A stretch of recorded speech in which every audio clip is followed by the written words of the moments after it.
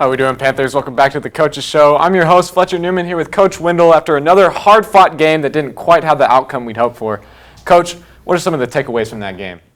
Well, I think we had really good effort, but I think sometimes we tried to overcompensate for other people and try to do other people's job instead of doing what we're supposed to do individually, and I think that hurt us on both sides of the ball some. And you got to give a lot of credit to Burleson Centennial. They came out and executed their game plan well. They schemed us up offensively and had some really good pass schemes and confused us in the secondary. So you got to give credit to Burleson Centennial.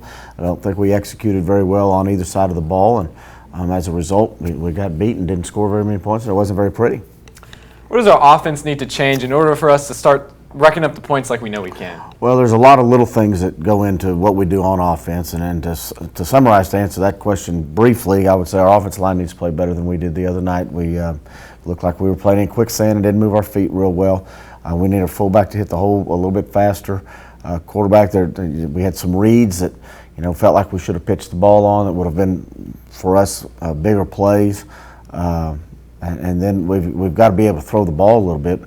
We threw two hitch routes that we just threw in the dirt or over his head, and those were drive stallers. So just execution is the main thing. But we've got to shore up the loose ends and really tighten down and execute a little bit better.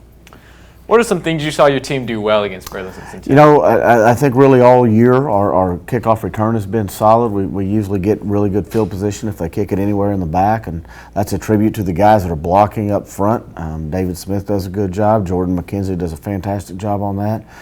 We've got Julian Lopez that does a good job on that. So they kind of springboard that kickoff and put us in a position to have good field position. So that's been a positive. I thought, the couple times that we punted, I think our punt team was solid. So. Let's take a look at some of the highlights from Friday's game.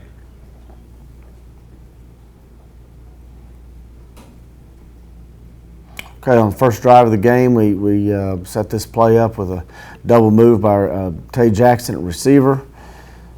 Good protection from the pass. Nick steps into the throw, and he's wide open down the middle. Tied the game up 7-7.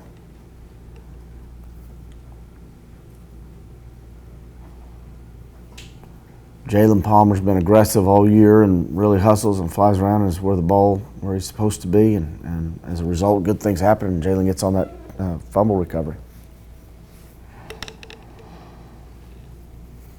Diego has an explosive run right here on an option play where we get the ball pitched. Decent block by Darren Greason out front, and then a good run by Diego. Jackson Patterson has his opportunity, makes the most of it, and gets in here and gets a quarterback sack.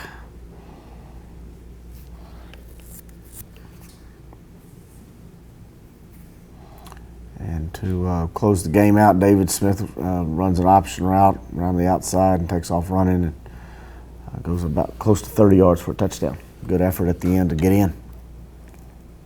Now let's go take a look at some of the Friday night results of some of the other teams in our district. Birdville lost to Mansfield Legacy, 49-28.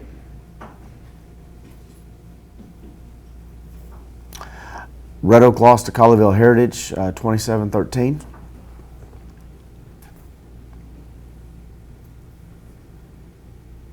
And then Summit beat Richland, which Richland's a pretty good team. Summit beat them 49-23. Now, as always, you brought a player with you to talk with us today. So tell us who's here. We've got Jacob Lindley with us today. He's been a 2-year starter for us on varsity, and he's one of those guys that just kept showing up, didn't want to play on JV, and just worked and found himself starting at nose guard last year and has continued to develop into a really solid football player and all-district caliber defensive lineman, and he's on our leadership council. I'm really proud of what he's done on the field, but also in the locker room. From a team culture standpoint, I feel like he's a leader in that regard and represents our program well off the field and in the classroom as well. And I'm proud of Jacob Lindley and the man that he's become and the football player that he is and the contribution he makes to our team. All right, well, we have Jacob Lindley with here with us today. Jacob, what position do you play and how did you get started in football? I played nose guard for the defensive line. I got started in football when I was at a young age. Football has kind of grown up in the family with my dad. He taught me how to play football and moved here in 6th grade, and then I joined the middle school team at Franksfield and kind of started a freshman year on B team. play. Started my JV year, then been on varsity for the past 2 years. What are some of the goals that you have set for you and your team so far this year? I think a big goal for the defensive side is alignment and assignment. Coach Limley always tells us that if you focus on alignment and assignment, we can get the job done. I think that's a big one for this week. If everyone focuses on their job and executing right, I feel like that would be a big play. Take us through a big play that you were involved in on Friday. Last Friday, it was a third down stop to bring fourth down where they punted. I feel like the defensive line getting that big third down stop, forcing them to punt was huge, and giving the ball back to the offense. Thanks, Jacob. Coach, this week we play an old rival in the Red Oak Hawks in the Battle of Ovilla Road. Last time we played the Hawks was 2 years ago in the first round of playoffs, and we defeated them to move on to the next round. What should we expect to see in this game? Well, they're a really talented football team. They've got a lot of recruited players on their team. They've got several Division I recruits, a huge offensive line. So it'll be a challenge for us, but I feel like our team has responded well in practice yesterday, and we'll be up to it. They've got some explosive receivers. They've got an explosive running back. They play two quarterbacks.